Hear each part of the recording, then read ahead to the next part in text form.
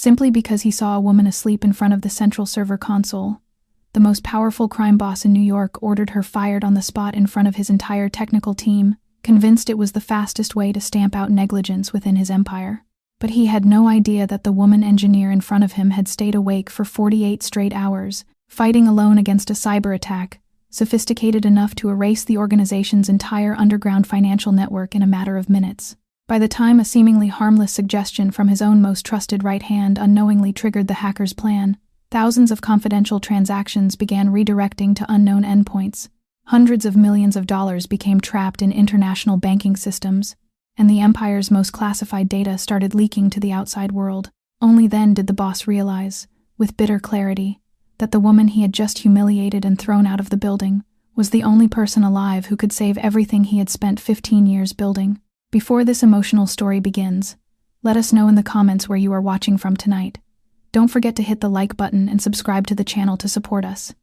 And now, the story begins. The operations center glowed under cold fluorescent light at 5:47 in the morning, the air thick with the scent of metal and stale coffee, 24 monitors flashing amber warnings in steady rhythm along the eastern wall. Alessandro Moretti stepped through the door in black leather shoes that made no sound on the stone floor. He gave no warning of his arrival. 2 bodyguards followed him at a distance of 5 paces. He did not need them closer. This was his building, and every corridor inside it, he had walked thousands of times across 15 years of rule. At 38, he carried the stillness of a man who had learned early that noise was the language of the weak. His charcoal suit was tailored to the millimeter. His face gave nothing away. In the underworld of New York, he was the name spoken quietly at dinner tables in 3 languages. The man whose empire moved through shell companies scattered across 3 continents, whose financial network handled sums that most legitimate banks could not process in a single quarter. The unmarked building in Manhattan where he now stood was the heart of that entire network. What happened in this room decided what happened everywhere else. For 3 weeks, something had been wrong. International partners had grown slow to respond. Whispers of an internal leak had begun circulating in the circles that counted. He had come this morning to see the situation with his own eyes. Unfiltered, unannounced. He walked past the row of desks where the night shift engineers were finishing their watch. A few of them looked up, recognized him, and dropped their eyes back to their screens with the sudden focus of men who did not want to be noticed. He did not stop at any of their stations. He walked to the center of the room, and there, at the central console, he came to a halt. At that desk sat a woman in a rumpled gray hoodie, her hair loosely tied and half loose again, her head resting on her folded arms.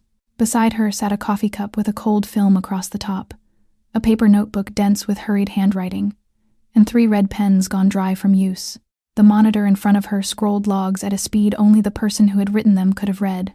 Alessandro did not read the screen. He did not read the notebook. He saw only one image before him, the woman most responsible for the organization's financial nervous system, asleep at the most sensitive station in the building, during the most fragile week of the past 3. In his empire, discipline was the line between living and dying. He had watched men lose everything for smaller failures than this. One of the bodyguards leaned toward him and spoke in a low voice. "That is Emily Carter, sir. Chief Systems Engineer, 28 years old. She oversees the entire financial network." Alessandro heard the name but did not turn his head.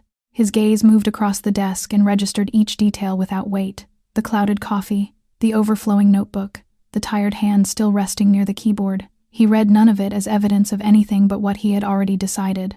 He had walked into this room with a suspicion, and now, in the shape of a sleeping woman at the most important desk of the most important floor, he believed he had found its answer. Someone at the top of his technical operation had grown careless, and carelessness at this level was how empires like his ended. His voice cut clean across the humming servers, loud enough for every engineer on the floor to hear. "Wake her up." The bodyguard stepped forward and touched Emily's shoulder with the careful pressure of a man who knew he was waking someone whose sleep had not been chosen. She jerked upright, her head came up too fast, and for a moment the room tilted around her. Her eyes were dry and rimmed with red, the whites broken by fine burst vessels. A faint ringing hummed inside her ears as her body fought its way back to consciousness from somewhere far below the surface. It took her 3 seconds to place herself. She was in the server room. It was daylight now, and a man in a charcoal suit was standing directly in front of her desk. She recognized him instantly. Alessandro Moretti. The name every engineer in the building spoke only in lowered tones. She had seen his face over the past 3 years only through video links in the largest quarterly briefings. She had never stood within 3 meters of him, and now he was so close she could see the fine stitching along the collar of his suit. A single line of thought crossed her mind, insistent and alive above the fog. The notebook. The notebook. He needs to read the notebook. She pushed herself upright in the chair. Her voice came out hoarse but clear enough for the room to hear. Sir, I need to brief you on the central server. There is something you. Alessandro did not look at her. His eyes moved across the floor, across the engineers who had turned their heads and were now trying to pretend they had not. In his mind, the arithmetic had already resolved. This woman was the person most responsible for the financial nervous system of his organization. That system was in the middle of the most delicate 3 weeks in recent memory, and she had been asleep at the most sensitive desk in the building. In this empire, no one is permitted to sleep while holding the responsibility I pay them to hold. Emily tried again. Sir, I have been. You were asleep. That is what I saw. The floor went still. No one spoke. Even the low hum of the servers seemed to withdraw. In the far corner of the room, Bruno Salvato leaned against a support column, his arms loose at his sides, his eyes fixed carefully on a point of the floor 2 meters from Emily's chair. He was her direct supervisor. He was the man who 3 days ago had smothered her escalation with a mild smile and the words, "We do not raise alarms without certainty." He understood, with perfect clarity, that if Emily was permitted to speak now, his name would appear in the story she told. He did not open his mouth. Alessandro continued without looking at her. You were operating the financial network during a week in which I have received 3 separate reports of irregularities from partners abroad. You were asleep.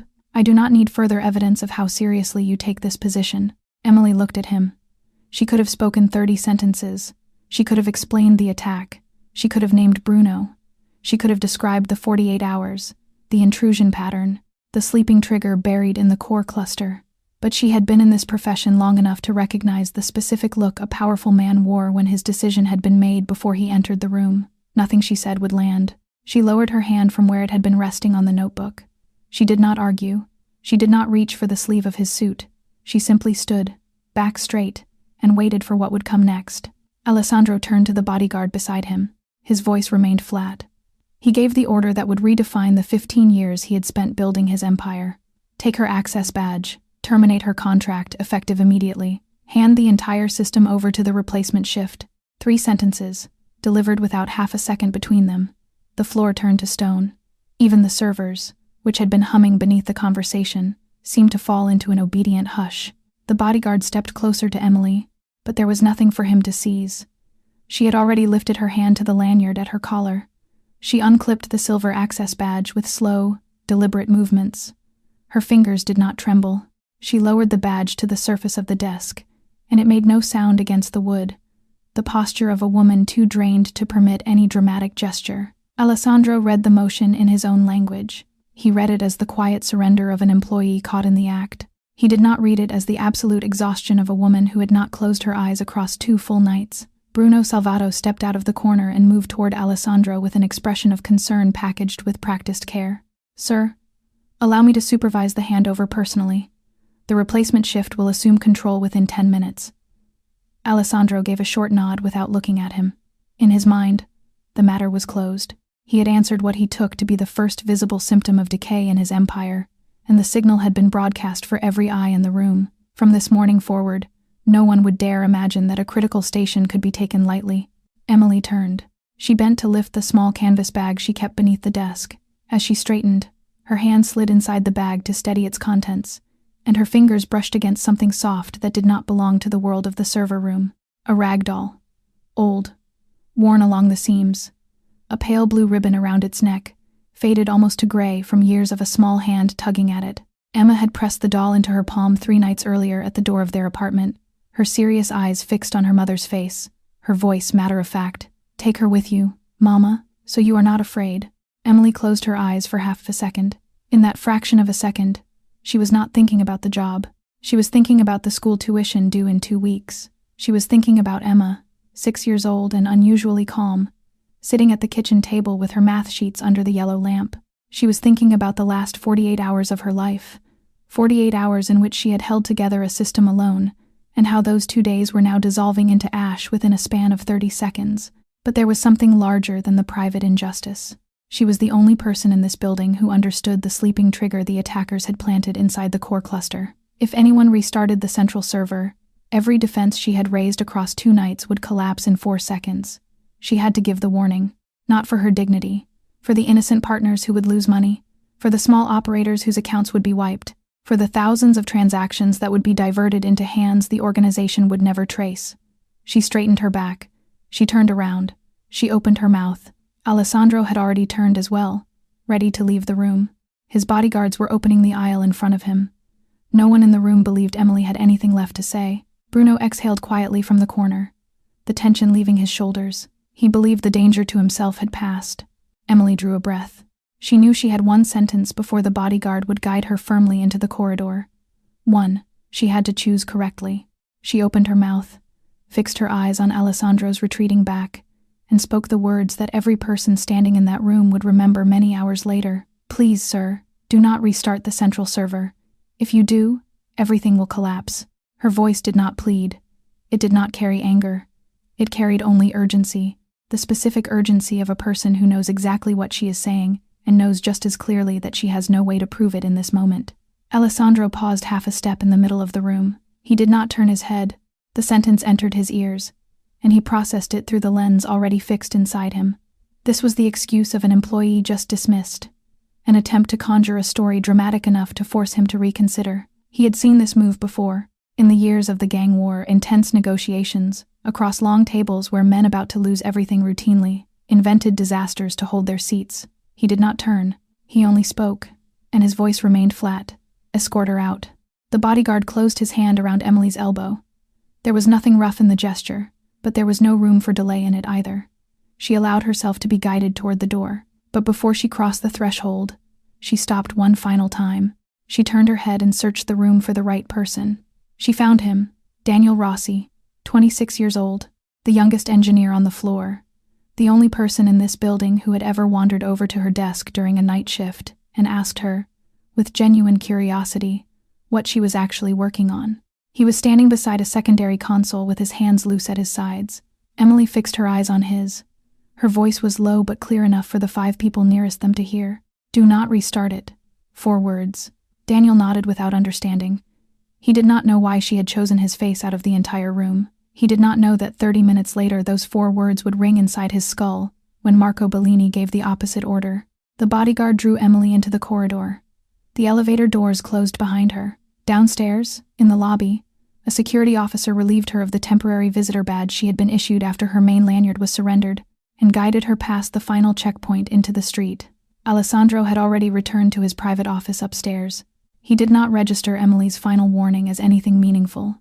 In the internal file cabinet of his mind, the morning had been slotted under necessary leadership action, the first clean signal that the age of complacency inside his organization was over. Bruno Salvato walked back to his own desk and sat down with the slow, measured exhale of a man who had just narrowly escaped a fire. For 3 days he had been quietly praying for precisely this outcome. Emily had been removed before she could bring her concerns directly to Alessandro, before she could name what he had buried. The threat to his career was gone. No one else in the organization knew what he had done. Below the executive floor, Daniel Rossi lowered himself into his seat. He looked at the monitor in front of him. Logs scrolled past in the calm rhythm of an ordinary morning. The system was operating normally. Emily's 4 words sounded in his mind like a distant bell, but he did not understand what she had meant. He decided, tentatively, that it had been the bitter parting remark of a woman just humiliated in front of her peers. The clock on the server room wall reached 6:03. For the next 6 hours, the system would continue to run in perfect calm. After that, everything would break. But no one in the room, at this moment, knew. Emily stepped out of the building into the cold light of a Manhattan dawn. The October air cut through the thin fabric of her hoodie in a single stroke. She had no heavy coat. She had been inside the building for 2 straight days, and she had not planned for this scene. She paused in front of the revolving door for a moment, waiting for her body to finish processing the fact of being outside. Her hands were trembling faintly. It was not emotion. It was pure exhaustion. Her blood sugar had reached a level at which ordinary people could not remain standing. She raised her arm, and a taxi drifted toward the curb. On the drive back to Queens, she rested her forehead against the cold window. She thought about Emma. the child waiting for her with the living room lamp still burning. She thought about the tuition bill due next month. She thought about the story she would have to invent when Emma asked her why she was home so early, and why she would stay home for so many days after. She thought about the malicious code still nested inside the system, the sleeping trigger patient at its heart, waiting for someone to press the restart command. She had no way to reach a single person with the authority to stop it. She opened her phone. Her contact list held Bruno's number. Useless. He was the man who had gagged her 3 days ago. It held Daniel's. He was young, on the technical floor, without any authority to move a hand higher than his own console. It did not hold Alessandro's. In this empire, no engineer possessed the private number of the man at the top. She wrote a single message to Daniel. "My notebook is on my desk. Last page. Read it." She pressed send. She turned the screen off. She did not know whether Daniel would even open the message, and even if he opened it, she did not know whether he would have the courage to act. The taxi reached the front of the old 4-story building in Queens at 7 to 10. She paid, stepped out, and climbed the stairs. Her legs felt weighted with lead. She opened the apartment door quietly. In the living room, Emma had fallen asleep on the sofa with the rag doll in her arms, waiting for her mother to return. The lamp still burned as the child had promised it would. On the low table sat a small bowl of rice porridge Emma had prepared for her. It had gone completely cold. The child, only 6, had already learned to switch the stove to its lowest setting and warm food, a skill Emily had taught her 2 months ago on a quiet Saturday afternoon. Emily looked at her daughter for several seconds. She did not have the strength to carry her to bed. She pulled off one shoe. The second remained. She lowered herself into the armchair beside the sofa. She thought briefly about writing an email to Alessandro from her personal account, but she did not have his private address. She thought about the organization's emergency line, but her access had been revoked. She let her head fall forward. She closed her eyes. Her body finally surrendered. 7:34 in the morning. Emily slept beside her daughter. The rag doll in Emma's arms tilted slightly in her sleep, and the faded blue ribbon at its neck brushed against her mother's hand. Many miles away, in Manhattan, the clock in the server room kept counting toward the moment when everything would break. 11:04 in the morning. The operations center. The replacement shift had been holding the central desk for 5 hours. At first, everything had appeared to be in order. The system moved steadily. Transactions passed through at their ordinary velocity, and the logs carried nothing that resembled a serious alert. The replacement crew had settled into the working assumption that Emily had exaggerated the situation, or perhaps that the trouble she had described did not truly exist. Then, at 11:04, the first warning surfaced. A single transaction from a Zurich counterpart returned a delay of 7 full seconds where the standard measurement was in milliseconds. 3 minutes later, 3 more transactions reported the same anomaly, all of them along the outbound international channels. By 11:22, the international queue had begun to congest visibly, and the engineers at the secondary desks were starting to glance at each other with the kind of nervous curiosity that precedes a real problem. The new shift lead was a seasoned engineer, competent by any ordinary measurement, but he had never once read the core architecture Emily had written. He ran the standard diagnostic sweep. The results returned nothing conclusive. The system reported no discrete error, only an unexplained slowness draped across the international pathways like a fine gray dust. He picked up the internal line and called upstairs. "We have anomalous latency across the international flows. We cannot identify the cause." The head of the department, Enzo De Luca, listened to the report with barely disguised irritation. On paper, Enzo held the title of Chief Technology Officer. In practice, he was a man built for strategy meetings and executive presentations, not for the operational trenches. He offered the standard suggestion: run the extended diagnostic. If that returns nothing, restart the affected service cluster. At the corner of the room, Daniel Rossi sat at his station. He heard the exchange through the internal channel. Emily's 4 words rang inside his head for the 3rd time that morning. Do not restart it. He opened his phone and looked at the message she had sent at 7 that morning. "My notebook is on my desk. Last page. Read it." He stood up and walked directly to the central desk. The notebook was still there, untouched, sitting exactly where she had left it. He turned it to the final page. The words had been written in a hurried, forceful hand. "Do not restart the central server. This is not a performance fault. This is an attack waiting to be triggered. Call me first." Below the message was a personal phone number. Daniel stood there in silence. In a single moment, he understood the 4 words at the door. This had not been the bitter parting remark of a woman just humiliated. This had been a precise technical warning. He turned and went straight to the shift lead. "We cannot restart it." Emily left a clear warning. "There is an attack in progress." The shift lead looked at him the way a man looks at a child. "You know why she was dismissed this morning, don't you? She was asleep at her station. And you want us to rearrange the day around notes left behind by someone whose contract has been terminated by the boss himself?" Daniel opened his mouth to protest, but the shift lead had already turned away. He took the notebook, tucked it under his arm, and ran for the elevator. He needed to find someone with real authority. He needed to find someone who would listen. But the first person he met upstairs was not Alessandro. It was Marco Bellini, stepping out of the elevator with an expression of composed calm that he was about to lose within the next 2 hours. 11:47. Marco Bellini stepped out of the elevator on the executive floor. 42 years old, in a pale gray suit and a deep blue silk tie, wearing the warm, easy smile that every subordinate in the building recognized and trusted. Marco had stood beside Alessandro for 10 years, through 3 gang wars, through 3 separate nights that had come within inches of killing them both. Inside the organization, Marco's loyalty was the single fact that no one thought to question. Daniel Rossi came half running toward him, breath uneven, the notebook clutched in his hand. "Mr. Bellini, please listen to me for 1 minute." Emily Carter left a warning about a cyber attack. She wrote that we must not restart the central server. Marco stopped walking. His smile did not change. Inside his chest, however, his heart executed one hard, uneven beat. He knew exactly what the warning referred to. He knew because he was the man who had opened the access 3 weeks ago. The man who had handed the highest clearance credentials to the attackers. Vittorio Bianchi had taken Isabella and their 2 boys, and each day Marco delayed brought another video to his phone, another cut of hair inside a plain envelope. Marco placed his hand on Daniel's shoulder and spoke with the warm, unhurried calm that had made him beloved on every floor of the building. "You're the young engineer, right? Rossi, isn't it? Listen to me. You know why Emily was dismissed this morning. Anything she wrote while running on no sleep is not something we can build decisions on. Give the notebook to me. I will handle it properly." Daniel hesitated. Something in Marco's tone caught faintly against the grain of his instinct. The calm was too immediate. The hand had come out too quickly for the notebook. But this was Marco Bellini, the right hand of Alessandro Moretti. There was no one in this building whose position permitted him to question Marco. He handed over the notebook. Marco took it with both hands, a gesture of respect, and gave Daniel a serious nod. "You did the right thing by reporting. Go back to your station.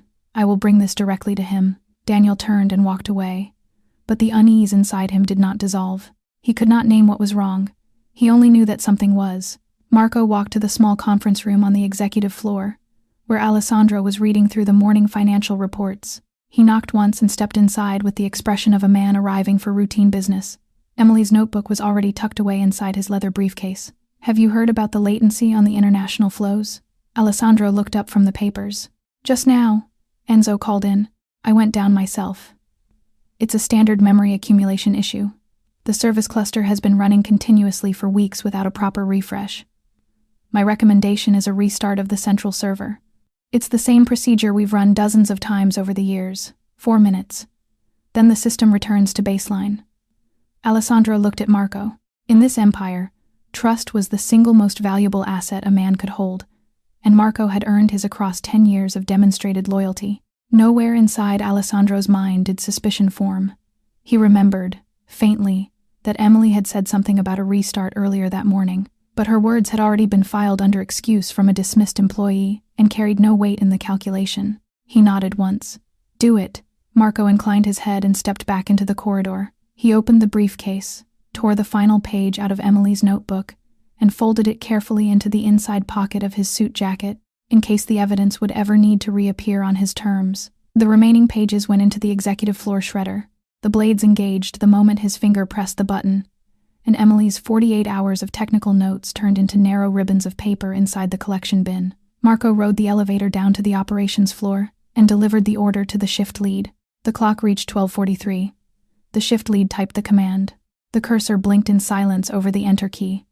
12:47 in the afternoon. The shift lead pressed enter. For the first 3 seconds, every indicator seemed to stabilize. Latency dropped. The transaction queue cleared. The shift lead exhaled with visible relief. Marco stood at his shoulder wearing a small, gracious smile. But inside his chest, his heart was beating in a slow, weighted rhythm. He knew precisely what was about to happen. At the fourth second, every isolation layer Emily had constructed across the previous 48 hours evaporated. The volatile memory in which her temporary logic had been running was wiped clean by the restart procedure, as cleanly as a hand sweeping crumbs off a table. The sleeping trigger the attackers had planted 3 weeks earlier had been waiting for this exact instant. It ignited. The authentication tokens began to fall out of sync in waves. The first wave, a cluster of transaction sessions reporting a status of uninitialized, money debited from source accounts but never registered at destination. 30 seconds later, the number of failed sessions climbed to 300. 1 minute later, it climbed to thousands. The transaction output began to redirect toward endpoints outside the authenticated network, toward IP addresses in Eastern Europe and Southeast Asia that the security team could not recognize. 3 high-value wire transfers, each exceeding $20 million, entered a suspended state that would neither complete nor cleanly reverse. At the same time, the organization's most classified financial data began to bleed out of the system in slow, deliberate packets.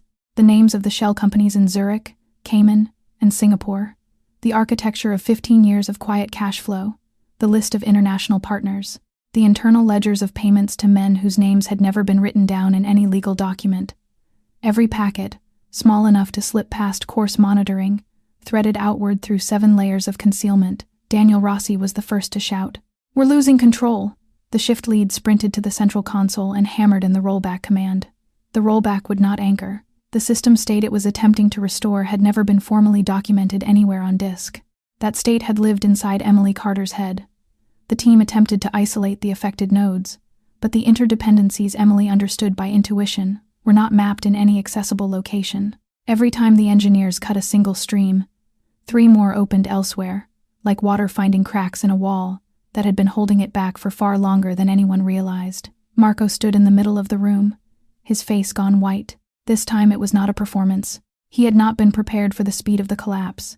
Vittorio Bianchi had hidden from him the true scale of the malware, had given him only the pieces that concerned his own role. A new fear began to form inside him, sharp and specific. If Alessandro survived what was happening now, and if Alessandro traced the door back to the man who had opened it, no one would be left to shield Isabella and the boys. Enzo De Luca rushed up to the executive floor. He knocked once and pushed the door open. Alessandro was on a call with a partner in London. "Sir, the system is collapsing." Alessandro cut the call in the middle of a sentence. He was inside the operations center within 2 minutes. When he stepped through the door for the second time that day, the room had been transformed.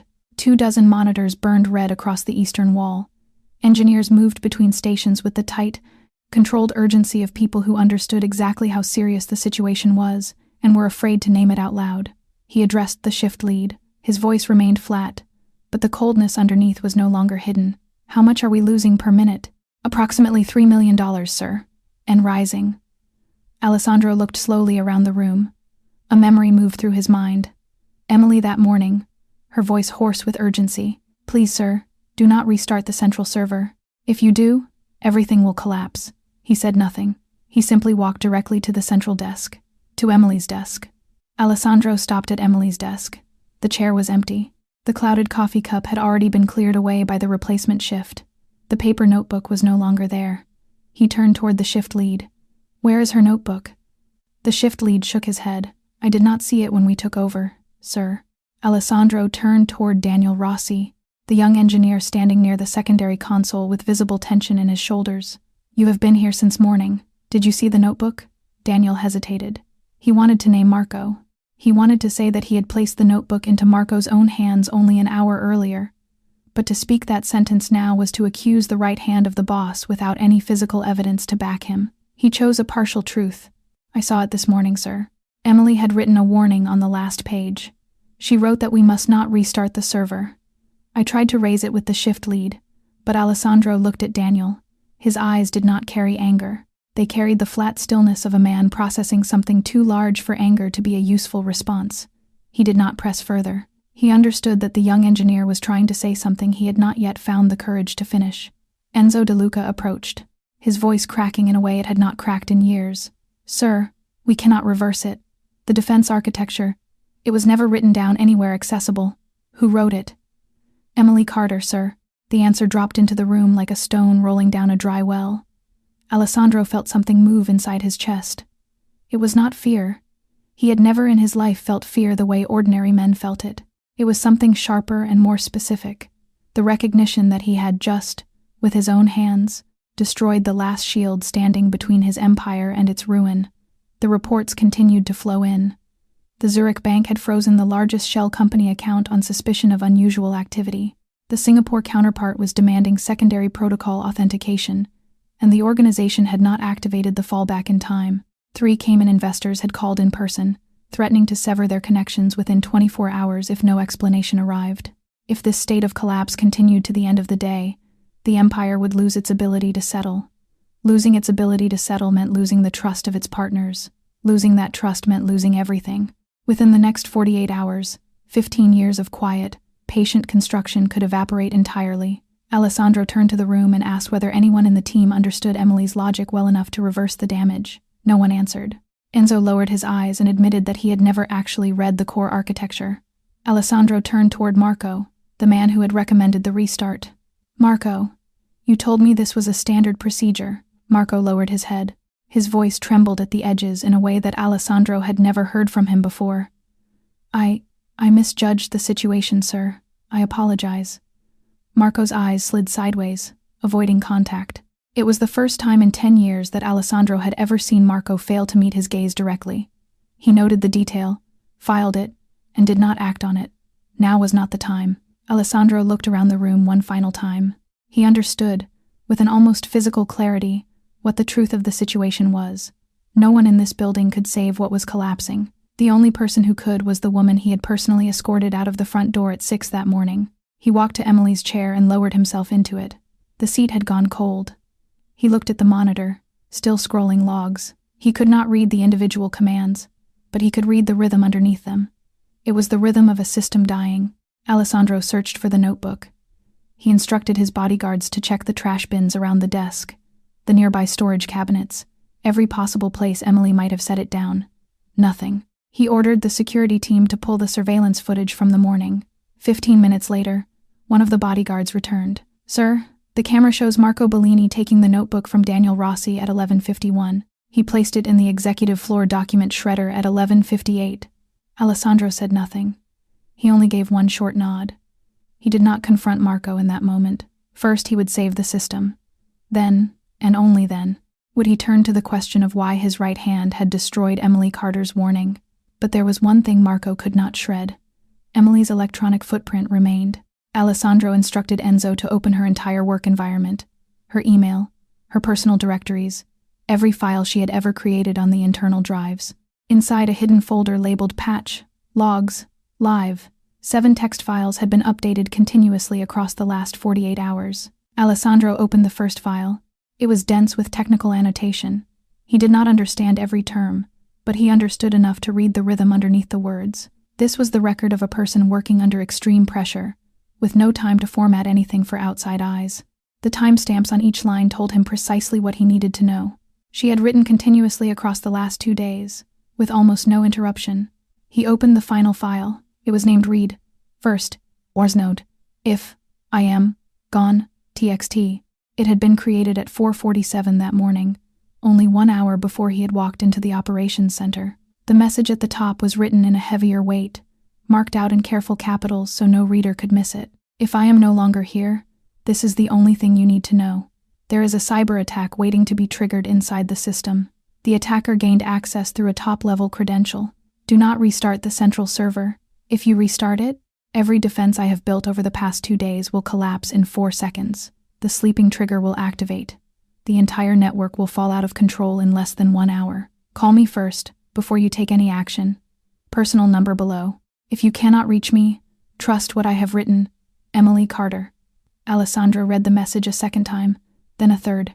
He closed the laptop. He sat motionless for 10 seconds, both hands flat against the surface of the desk. The feeling that arrived could not be processed and set aside as easily as most feelings in his life had been. He thought about Emily's face at dawn, when she had tried to speak, the specific urgency she had carried across the last 4 steps to his shoulder. He had not misread it as meaningless. He had refused to read it at all. He recalled the specific details of the desk that morning, the clouded coffee cup beside her hand, The notebook full of frantic writing, the sunken eyes under the loose hair, all of it had been evidence of 48 hours of solitary defense, and he had read every piece of it as evidence of negligence. The same image, 2 possible readings. He had chosen the wrong one because he had decided before stepping into the room. Alessandro stood. He asked HR for Emily Carter's home address. The HR officer hesitated. "Sir, she was just terminated." Alessandro simply looked at him. He did not need to speak a second sentence. The address was on the screen within 2 minutes. He dialed the number in the file. 3 times. No one picked up. He picked up his car keys and rode the elevator down to the underground garage. He drove himself. He did not take a single bodyguard with him. This was not a visit from the head of an empire. It was a visit from a man who owed his own mistake an answer face to face. Alessandro drove across the Queensboro Bridge at 2:34 in the afternoon. He had never once traveled to Queens for a personal reason. Inside his empire, subordinates came to him. He did not go to anyone. But this afternoon, that rule had lost its meaning. The GPS guided him to an old 4-story building of faded red brick. He parked 2 blocks away and walked the rest of the distance on foot. He did not want the black Bentley to appear in front of her door. It did not belong in this neighborhood, and the last thing he wanted to bring into her home was the visible weight of the world he came from. He climbed the 4 flights of stairs. The hallway carried the faint scent of dry plaster, and pale yellow light filtered in through a small window at the top of the stairwell. He stopped in front of the door, marked 4B. He knocked. No one answered. He knocked a second time, longer. The door opened. A 6-year-old girl stood on the other side, her hair slightly tangled, her eyes dark and large like 2 drops of ink. In her arms she held the old rag doll with the faded blue ribbon at its neck. She looked up at him without fear, only curiosity. "Are you looking for my mama?" Alessandro, a man who had never in his adult life encountered a room he could not command, stood in silence for several seconds. He had not known Emily had a child. In her personnel file, she had never used a child as grounds for leave or negotiation. Across 3 years inside the organization, she had never once mentioned a daughter in any meeting. He lowered himself slightly to bring his eyes level with hers. His voice softened in a way it had not softened in months. "Yes, I have something important to speak with your mother about. My name is Alessandro. What is yours?" "Emma." Emma pushed the door wider when she decided this stranger was not frightening. She stepped back into the apartment and pointed toward the living room. "Mama is sleeping. She came home from work this morning, and she has not really slept yet. You can come in, but please speak quietly." Alessandro stepped inside. Everything before his eyes slowed his footsteps. The apartment was small, and its simplicity was of the kind that carried a quiet ache. An old sofa with worn armrests occupied one wall. Emily lay on her side across it. A small child's study table sat in the corner, covered with first-grade workbooks lined up in neat rows. On the refrigerator door, several children's drawings had been fixed in place with fruit-shaped magnets. One of them showed 2 small houses joined by a rainbow, with the words "Mama and Me at Home" written across the bottom in careful, uneven pencil. Emily still wore the same gray hoodie from the morning. One shoe remained on her foot. The other had fallen to the floor beside the sofa. A laptop sat open on the low table, its lock screen still turning in slow, quiet rotation. Beside it, a small bowl of rice porridge that Emma had reheated for her mother sat completely cold. On the kitchen counter, several takeout containers had been stacked without care. They were the record of several days of meals taken without attention. Emma stood beside the sofa and lowered her voice to the whisper that children use when a nearby sleep is a sacred thing. "Mama said something bad was happening at work. She promised she would rest after she fixed it. She promised the night before last." The sentence was so simple and so honest that it landed in Alessandro's chest like a physical object. He looked around the room one more time. He thought about the image he had constructed inside 10 seconds that morning.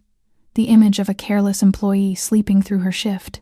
He thought about the distance between that image and what stood before him now. A small apartment organized entirely around necessity and love. A child holding the door open for a stranger because she believed her mother's work mattered. A woman collapsed on a sofa in the exact posture of someone who had walked through a long tunnel and no longer knew whether the light at the far end had been real. He knelt on one knee beside the sofa and rested his hand gently on Emily's shoulder. In that moment, the man who commanded an empire became a man who needed to be forgiven. Emily rose back into consciousness in layers, the way that people brought to the edge of complete exhaustion always do. She saw the familiar ceiling of the apartment first. She saw Emma standing beside the sofa, the rag doll still in her arms, and then she saw the man kneeling beside her. It took her 3 full seconds to believe what she was seeing. Alessandro Moretti, in her living room, in Queens, at a distance of 60 centimeters from her face, on one knee beside her sofa, far outside the world he ruled. The first expression that surfaced on her face was not anger. It was the specific weariness of a person who had just been handed one more demand she had not asked for. She sat up slowly. She did not speak. She waited. Alessandro did not stand. He shifted quietly onto the chair opposite the sofa. He did not open with polite framing. He did not deliver a prepared speech. He spoke in the level voice of a man who had already set his weapons down at the door. "I dismissed you this morning before I understood anything." Marco ordered the central server to be restarted at 12:47. "The system is collapsing. As of 2 o'clock this afternoon, we are losing approximately $3 million per minute. Classified data is being copied out of the network. No one in the building can read the logic you wrote. I came because I need you to return." Emily looked at him. Her silence was not a tactical distance. It was the silence of a person emptied so completely that even accurate words could not adjust the shape of what she felt in this moment. She answered in a hoarse, deliberate voice. "You convicted me without permitting me a single sentence. In front of everyone I have worked beside for the past 3 years. You did not need 30 seconds to listen. You gave me none." Alessandro did not push back. He knew she was correct on every clause. Emily continued. "And now you have come because you are losing money. If the system had not collapsed, you would never have seen this apartment. You would never have known I have a daughter. I would only be an employee dismissed on a Monday morning whose name you would not remember by Wednesday." "I know. Then what is it you intend to tell me now?" Alessandro looked at her. He did not search for a clever answer. He said only what was true. "I have nothing to say that will change your mind. I came because I had to come. I will stay until you give me your final answer. If your answer is no, I will leave, and I will let you rest." Emily looked at him for a long moment. She studied his face. She did not see manipulation. She had known enough manipulative men in her life to recognize the shape of it. She saw something else. A man accustomed to having every sentence he spoke received as a matter of course, sitting now in her living room without any certainty of how his next sentence would be answered. But that was not enough. Not for her. She had poured herself into this work for 3 years. She had gone without sleep for 48 hours to protect his empire. And he had dismissed her in front of 20 people inside 30 seconds. No apology could reshape that. She opened her mouth to say the word no. Before the first sound left her lips, Emma stepped closer to the sofa. She reached up and took hold of the sleeve of her mother's hoodie, and she looked up at her with those large dark eyes of a child who had been listening to every word of the conversation without a single adult noticing. Emma tilted her head slightly, the rag doll clasped against her chest. She asked her question in the perfectly clear voice of a child, without a single crease of adult calculation in it. "Mama, if you do not help, are a lot of people going to lose everything?" The question dropped into the room the way a leaf falls onto the surface of still water. Emily did not answer immediately. She looked at her daughter. A memory moved quietly through her mind. 2 months earlier, when Emma had asked why her mother always came home late, Emily had sat down with her on this same sofa and explained, in the simple words that a 6-year-old could hold, that her work was to protect the money of a great many people, and that if she did not do it carefully, some of those people would lose their money, and some of them would lose their homes. Emma had nodded slowly, and from that evening onward she had never again asked why her mother returned so late. Emily had not taught her that story to excuse an absence. She had taught it because she wanted Emma to hold a principle that her own mother, Emma's grandmother, dead now for 4 years, had planted inside her at the same age. When someone needs to be saved, you do not turn away. The rag doll with the faded blue ribbon in Emma's arms had belonged to that grandmother. It was not simply a toy. It was the physical inheritance of a principle passed through 3 generations of women in her family, and Emma had just reminded her mother of it. Emily looked at her daughter. She did not look at Alessandro. In this instant, Alessandro was not the person she was speaking with. She was speaking with her dead mother, with her daughter, with the version of herself who had been 20 years old and had once made a private vow that she would never become the kind of person who turned her back when help was needed. She closed her eyes. She exhaled slowly. She opened her eyes. She leaned down, kissed the top of Emma's forehead, and lifted her head to look at Alessandro. Her voice was no longer hoarse. It had settled into the calm of a person who had made her decision. "I will return, but hear this clearly. I am not returning for the job. I am not returning for your apology. You have not offered one, and even if you did, I would not return for it. I am returning for the people who will lose everything if I do not. For the small partners, for the innocent employees, for those who have money moving through the system, whose names you would not recognize if I read them to you. When the work is finished, you and I will speak about what comes next. Not now." Alessandro nodded slowly. He made no promise. He did not attempt to soften the moment. He simply received what she had said. Emily rose to her feet. She walked into the bedroom, changed her shirt, and retied her hair. She peeled off the gray hoodie of the past 48 hours and pulled on a clean cotton blouse. She drank a full glass of water at the kitchen sink. Before opening the door, she crouched and gathered Emma into her arms. She whispered against her daughter's temple, "You will stay with Miss Nora next door. I will come home when everything is safe." Emma nodded and lifted the rag doll toward her mother. "Take her, so you will not be afraid." Emily looked at the doll for a few seconds. Then she shook her head gently and smiled. The first smile she had smiled in 3 days. "This time, you keep her. Mama has work to do." Alessandro and Emily left the apartment in silence. On the drive back to Manhattan, neither of them spoke. But something new had formed between them in the space of that afternoon. Something both of them felt and neither of them wished to name yet. 4:12 in the afternoon.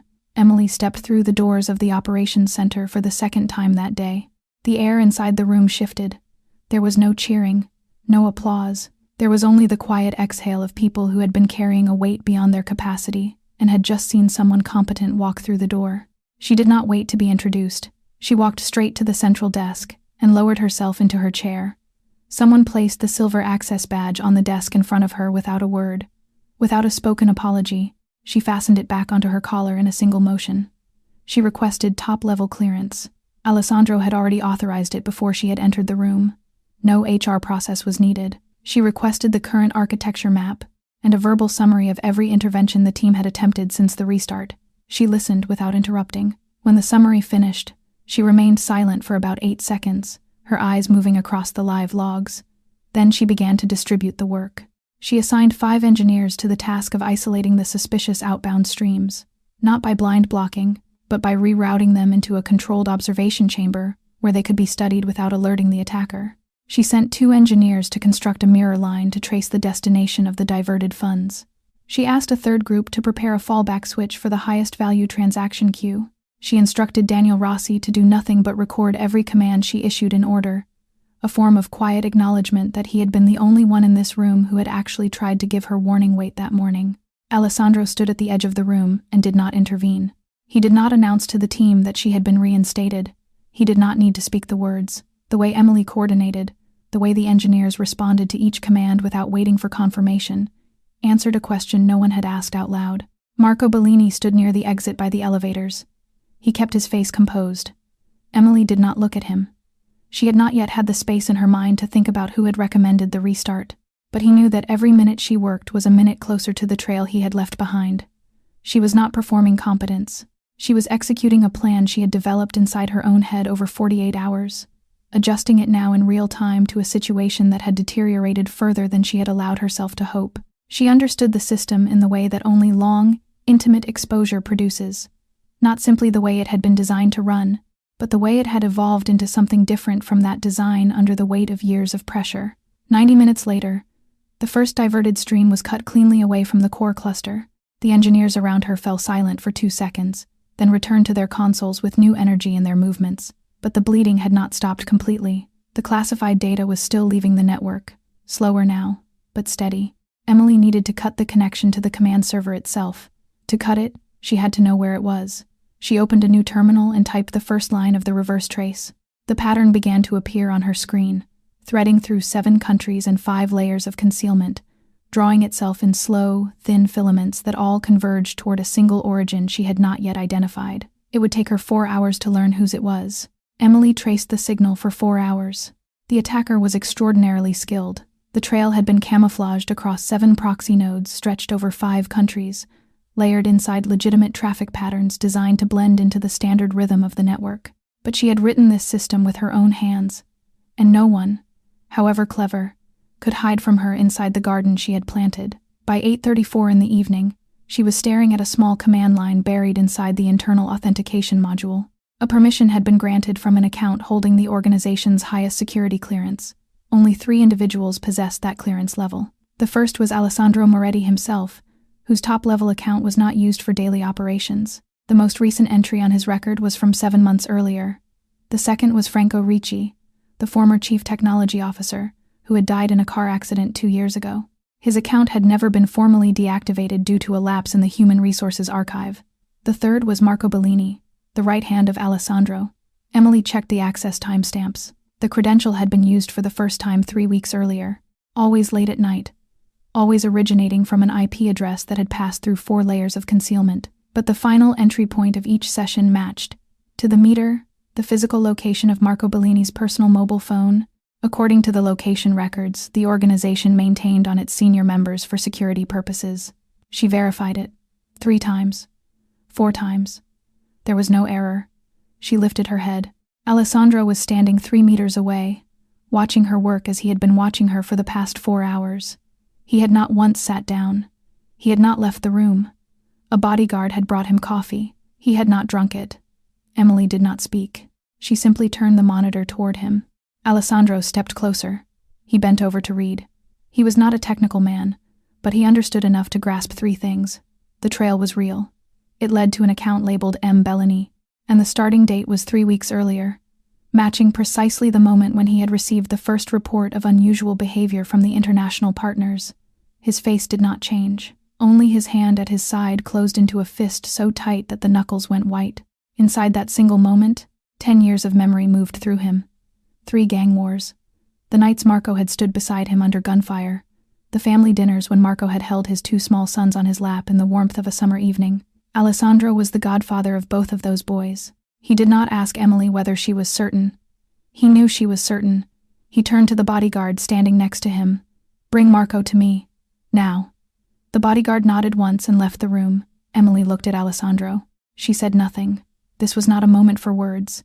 She simply returned to her work, her eyes moving back onto the screen. On another layer of her terminal, she was already preparing the final disconnect command for the instant they located the control server. Marco stepped into the operations center 3 minutes later. He saw Emily seated at the central desk. He saw the monitor angled toward the door, displaying his own account and every trace of the past 3 weeks laid out in clean, undeniable rows. He saw Alessandro standing beside her, his hand still clenched at his side. He did not need to hear anything further. In that single moment, 10 years of loyalty, 3 gang wars, and every family dinner they had ever shared collapsed into a single point that Marco could not deny. Alessandro did not ask. He only watched. Marco lowered himself to his knees in the center of the operations floor. The man who had commanded 200 armed men, who had stood beside Alessandro on the most fateful nights of his life, knelt down before a truth that could not be argued with. The entire room went still. Marco lifted his head. His eyes were red. His voice broke as it came out of him. "Please, sir, hear me. Not for me. For Isabella and my sons." Inside Alessandro's private office on the executive floor, Marco sat on the chair across from the desk. Alessandro stood, his hand resting on the back of his own chair. He did not sit down. Emily remained standing at the doorway. She did not leave. Alessandro needed her to hear the entire story before he made a decision on what would happen next. Marco began to speak. His voice cracked in his throat, but every word came out clearly. 3 weeks ago, I took Isabella and the boys to a lake house in the Vermont countryside for the weekend. We had planned it for a month. Marco Jr. had just turned 8. Antonio was 6. We arrived at the lake on Friday afternoon. He paused, drew a slow breath, and continued. That night, they came. 6 of them, dressed in black, suppressed weapons. They took my wife and my sons in front of me. They left me alone in the house with a single message on my phone. You already know who was behind it. Vittorio Bianchi, the boss out of Boston. He has been expanding quietly for 2 years, and none of us paid enough attention. Alessandro did not react. He only listened. Marco went on. Vittorio's condition was simple. I would open access to your financial network. I would provide the timing that suited his attack. If I refused, or if I spoke a single word to you, my wife and my children would die. He said he had people inside our organization. Any move you made after knowing meant that Isabella and the boys would be killed before you could react. Marco lifted his phone from his jacket pocket and opened a folder of images. For 3 weeks he has been sending me these. On the screen a short video played. Isabella bound to a chair, her face swollen, her eyes staring directly into the camera in a silent plea. A photograph of Marco Jr. with a fresh cut along his cheek. An envelope holding a lock of soft hair that had belonged to Antonio, a boy of only 6 years old. Marco closed the phone. He could not look at any of it a moment longer. I considered killing myself. I thought that if I were dead, Vittorio would no longer have a reason to hold them, but he might have killed them all as revenge. I thought about coming to you, but if I told you, and you reacted, they would die first. I was placed inside a box with no exit. Emily watched Marco. The revulsion that had risen inside her earlier, the sharp dislike of the man who had opened the door to the attack, began to give way to something else. Not full sympathy, but the recognition that certain betrayals are not born from greed or ambition. They are born from love that has been pushed beyond the point at which any person can endure. Marco lowered his forehead until it touched the surface of the desk. I betrayed you. I know the price. I ask for one thing only. Save Isabella and my boys first. After that, I will surrender myself. You may do with me whatever you decide. You may kill me in front of the entire organization, but save them first. Alessandro listened without interruption. 2 things moved through his mind in parallel: the anger toward a man who had stood beside him for 10 years, and the memory of what he himself had done that same morning, when he had convicted another human being without permitting her a single sentence. He straightened from where he had been leaning against his chair. He walked slowly around the desk. He placed his hand on Marco's shoulder. I grant you a pause, but only until we recover Isabella and the boys. Give me every piece of information you have on Vittorio, right now. Marco reached into the inner pocket of his jacket and pulled out a small black USB drive. He handed it across the desk. Everything I have on Vittorio, all the messages, the intermediary account addresses, the location he required me to report to every 3 days. I saved all of it. If I had died before I could save them, I wanted someone else to find it. Alessandro slid the drive into the laptop on his desk. Emily stepped forward and lowered herself into the chair in front of the screen. She opened the archive and began working through the files. For 20 minutes, she moved through messages, coordinates, photographs, and blueprints without saying a word. She lifted her head. I have it. The command server running the attack is located inside an underground data facility in Newark, New Jersey, same district where Vittorio is holding Isabella and the boys. The warehouse is 4 miles from the data center. He is sharing infrastructure between the 2 operations. Alessandro looked at the screen. Can we cut the connection to that server? Emily was silent for a few seconds. She opened 3 additional terminal windows and ran a series of diagnostics. When she answered, her voice was measured. Yes, but there is a cruel problem attached to it. The attacker has installed a counter mechanism. If I sever the connection by any standard route, the malware will automatically fire its final wipe command and destroy the entire core financial database before it stops transmitting. We would lose everything by another path. So what is the alternative? There is one alternative. I have to actively erase a section of the financial database myself, permanently. The section containing the transactions currently suspended over the past 3 hours, and the accounts through which data is presently being exfiltrated. If I erase it before the attacker triggers the destruction command, we sever the connection without losing the whole. But the section I erase will be gone forever. How much? Emily looked at the figure on the screen. She spoke slowly. Approximately $43 million. There is no recovery path. The suspended transactions will not complete. Customers will lose the funds and will not be refunded, because the system will no longer hold the record. The affected accounts will close permanently. She lifted her eyes to Alessandro. It is your decision. Alessandro did not hesitate for a single second. Erase it. Emily looked at him. She wanted to be certain. You understand what this means. $43 million is a significant sum, even for you. Small partners will lose money. There will be lawsuits. Some of your reputation will be spent. Money can be earned again. An empire cannot. Erase it. Emily nodded once. She turned back to the screen and began preparing the erasure command. This was a command that could not be undone. The moment she pressed enter, $43 million would vanish inside 30 seconds. At the same time, Alessandro launched the second operation. He made 4 phone calls. Within 40 minutes, 20 of the most loyal armed men in the organization assembled in the underground garage. Weapons were distributed. Vehicles were prepared. Bulletproof vests were pulled from a locked cabinet at the far wall. He turned to Marco. You come with me. You will guide us into the warehouse in Newark. After we recover Isabella and the boys, you and I will speak. Not before. Marco nodded. This was the only chance he would ever have, possibly the last, to redeem what he had done. He rose to his feet and buttoned his jacket over the shoulder holster the bodyguards had handed him a moment earlier. 9:47 in the evening.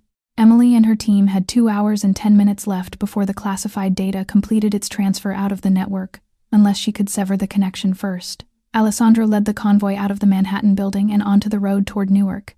Inside the lead vehicle, Marco checked his weapon one final time. For the first time in 3 weeks, he was holding a gun not to threaten anyone, but to redeem himself. 2 tracks, running in parallel. Emily's track. 10:34 in the evening. She worked in a state that hovered somewhere between concentration and trance. She reversed one layer, then another. She cut one stream, then the next.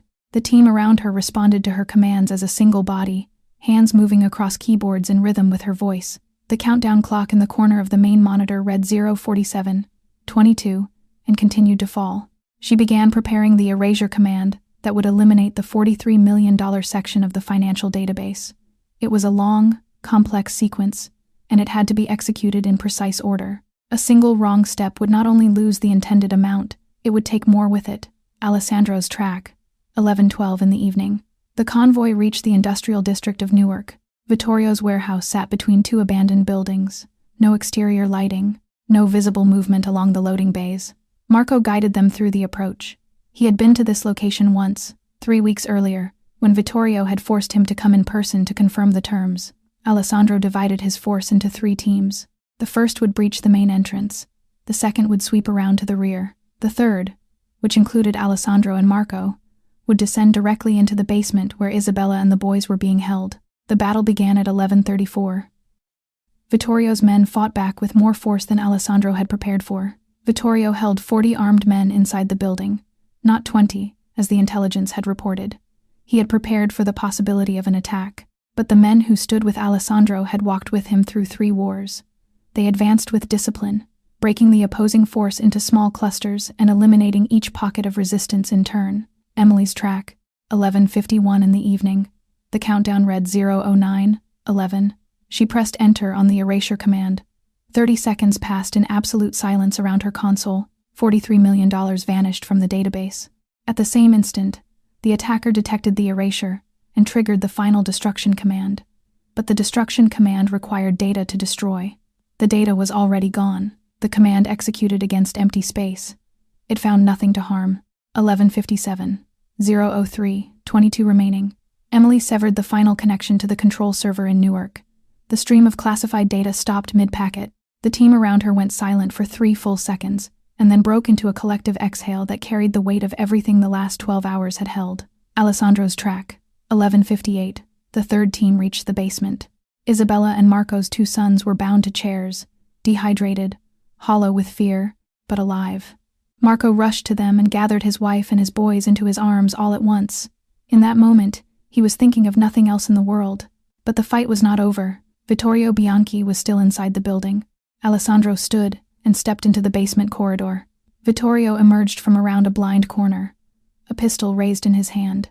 He aimed directly at Alessandro. Marco, still holding Antonio, lifted his head. He saw Vittorio. He saw the line of the pistol. He did not think.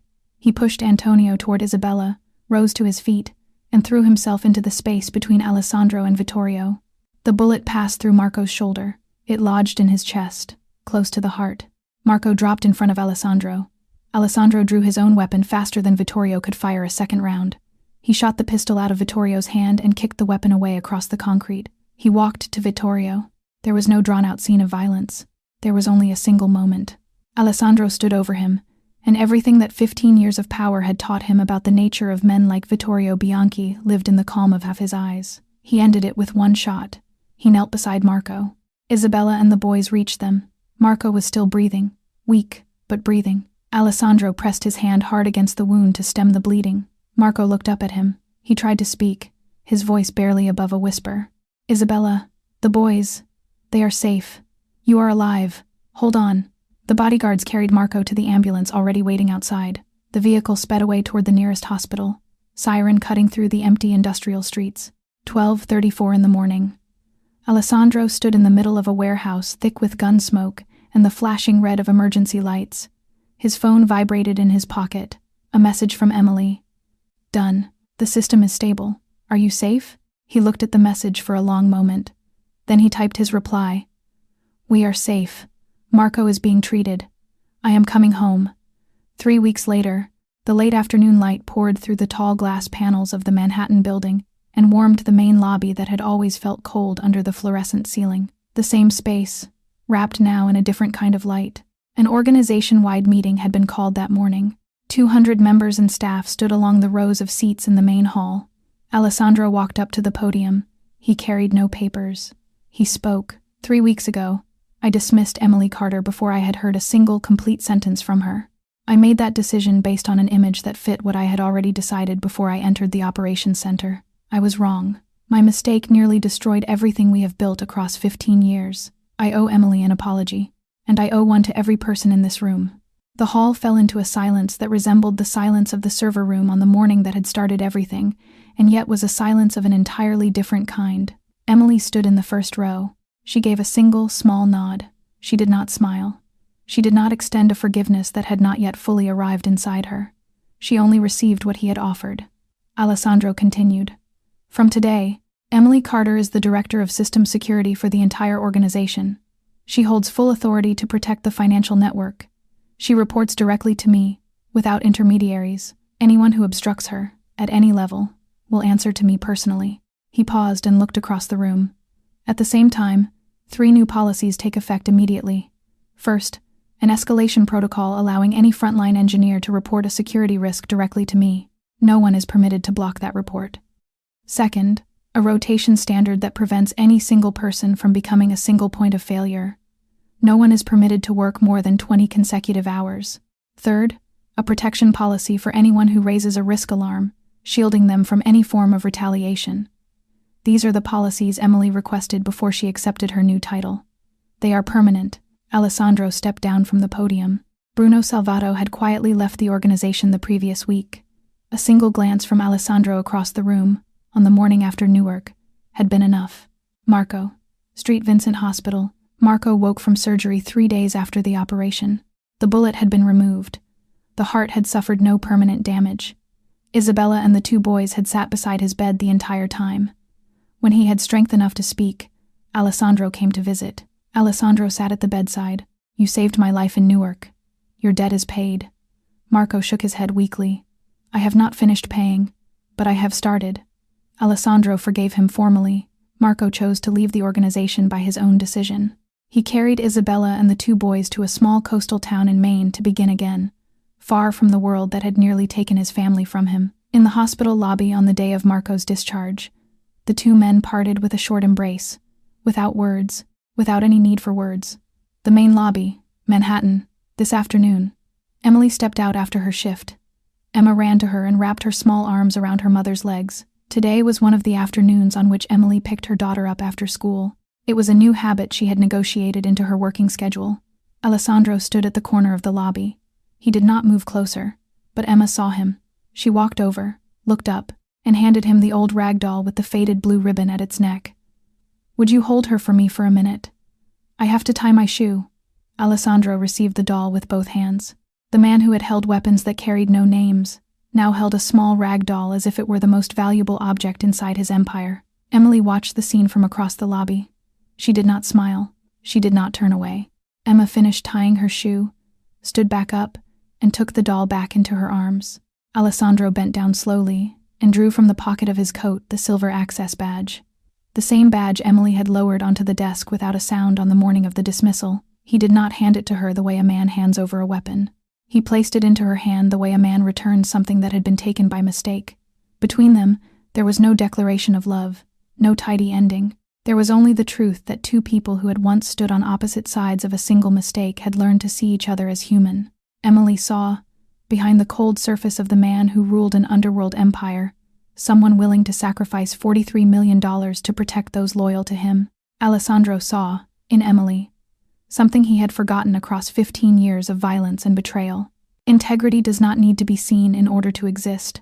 In the complicated quiet that follows a crisis, once the crisis has finally passed, something fragile and real had begun, and so this story reaches its close.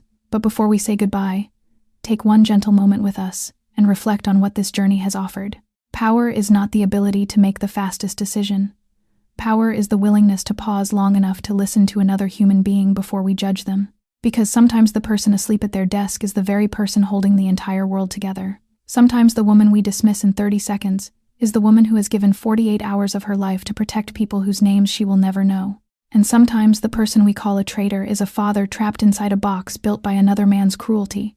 Every soul we meet carries a story we cannot see from the outside. Kindness costs nothing, but the absence of it can cost everything. If this story touched something inside you, we would love to hear from you. What moment stayed with you the longest? Was it the 4 words Emily spoke at the door? The question Emma asked from beside the sofa? The bullet Marco took in Newark? Or the silver badge quietly returned in the lobby? Have you ever been the one misjudged in a single glance, the way Emily was? Or have you been the one who judged too quickly, the way Alessandro did, and later understood the full cost of that judgment? Share your reflections with us in the comments below.